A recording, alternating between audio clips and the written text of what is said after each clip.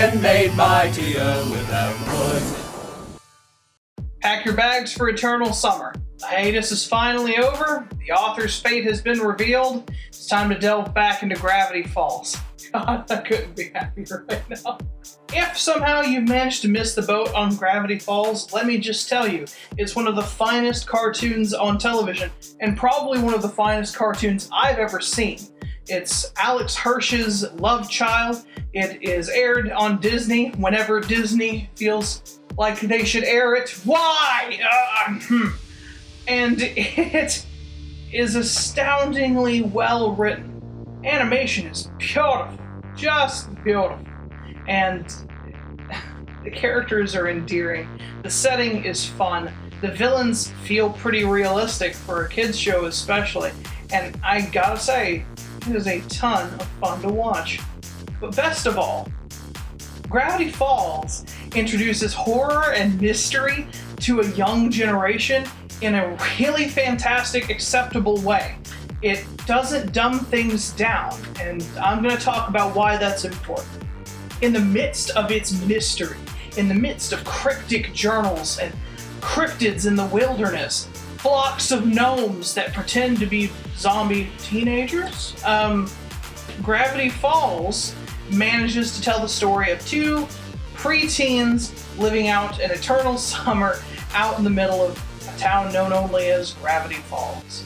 The mystery of this place is so dynamic and so rich and so mesmerizing that you can get lost in it for hours. And in the midst of it, you can find some truly scary shit, man! Some stuff that's scary to me as an adult, and I know it would have been scary to me as a kid. But they do horror for kids in a really acceptable way. I think that's pretty remarkable. Because it's horror for kids without being kiddie horror. You know what I mean when I say kiddie horror, right? Well, jinkies, guys! Old man Bewillikers is in the beaver suit again! Yeah, we know, Scooby-Doo. They're running around an amusement park, they're tracking down some old dude, there's some scary stuff afoot, and then at the end it's all bull crap. I look back to things like Goosebumps and Are You Afraid of the Dark, which, I mean, they were scary to me as a kid, but as an adult, whew, comedy gold! Now, that being said, if you're sitting there saying, oh, I love Are You Afraid of the Dark? I wet my pants every episode I see. That's fine. You go right ahead.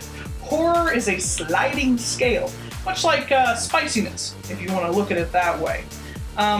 Let's say that Scooby-Doo and Are You Afraid of the Dark are sort of the jalapeno variety, whereas something like the Amityville Horror or, I don't know, Paranormal Activity, whatever really freaks you the hell out, that's like a ghost pepper.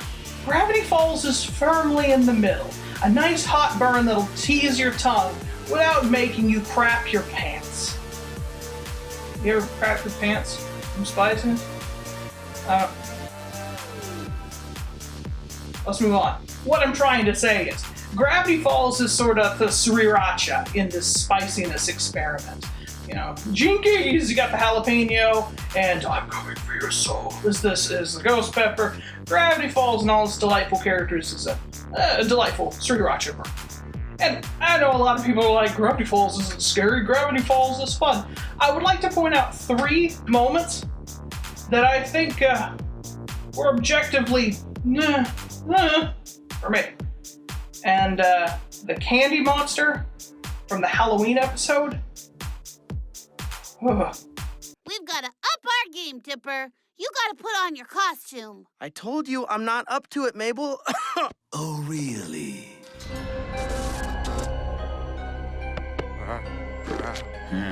I've seen better.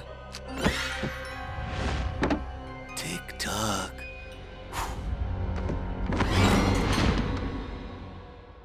So what was that about being too sick to wear a costume? I don't like it. I don't like it at all. That's creepy. The animatronics from Seuss and the Real Girl felt real Five Nights at Freddy's. I was actually more horrified to realize that they were developed completely separately and simultaneously, according to the staff of both, which means Lots of people are thinking of scary-ass animatronics now. That's what we needed. And then, just think about Bill Cipher. The first time this little evil Dorito shows up, he freezes time and pulls all of the teeth out of a deer's mouth as a gift. I don't know about you, that was way more graphic than I needed for it to be. It had me just a little jumpy. If that doesn't scare you, that's fine. You're probably more of a ghost pepper person. That's great. But for me, that Sriracha had a nice tang to it. But that's not actually what I'm here even to talk about. The horror is important. It's important to keep the scary in mind.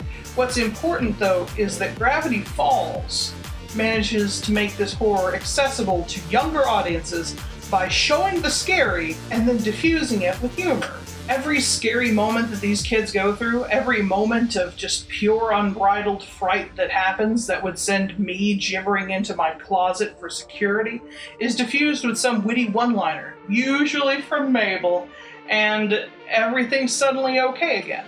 It manages to keep the scare high without diluting the plot and without having a bunch of letters need to be written to Disney about how the kids can't stop wetting the bed. Side note, I love that this show focuses on the personality of all the characters involved, about the loving brother-sister relationship of Dipper and Mabel, and their crazy Grunkle Stan, and this nice guy Seuss, and this sweet girl Wendy, well, semi-sweet girl Wendy, and this crazy Pacifica Northwest character. I love that it deals with their personalities as the central plot element, and not a bunch of flash and glamour and glitz. It's nice to see that sort of authenticity in a kid's show in this day and age. You don't see that too often, usually in just stuff like Korra. So, good. Mainly what this show does right, though, it uses mystery to inject the show with a low-level horror. And the more mystery that they keep rolling around in, the more terrifying things that they encounter as the mystery builds, the suspense wells up. And then, as it reaches a fever pitch to the point where I would say that parents are probably going to start being antsy, that humor comes in and just deflates it ever so beautifully.